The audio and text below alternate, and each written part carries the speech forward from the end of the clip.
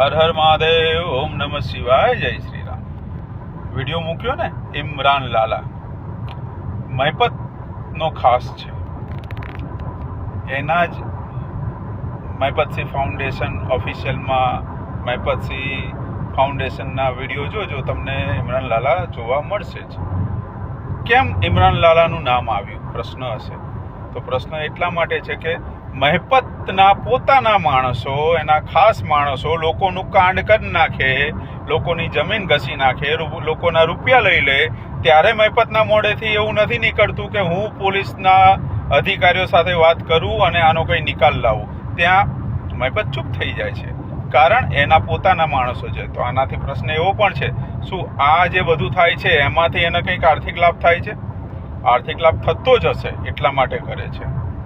આરોપ મૂકું છું કાયદેસર મહિપત તારી ઉપર કે ઇમરાન લાલો, સુધીર રાવ, સંકુલ 3 ખોલીને પછી કહીશ, સંકુલ 3 બરાબર સમજી લેજે.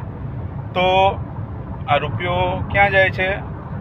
અને મને તો જે મેસેજ મળ્યા છે, તારી જે ઓફિસ છે, ઓફિસની પાછળના જે 2 રૂમ છે, એ રૂમની સુંદરતા પણ હું બહાર લાવું છું. શાંતિ રાખ, તને બહુ મજા આવશે મહિપત મારી સાથે. તો મારી પાછળ જે રીતે હાથ ધોઈને પડ્યો છે ને, તારા તે ભૂંડની લીંડીઓ મારી પાછળ મોકલી છે, મોકલ.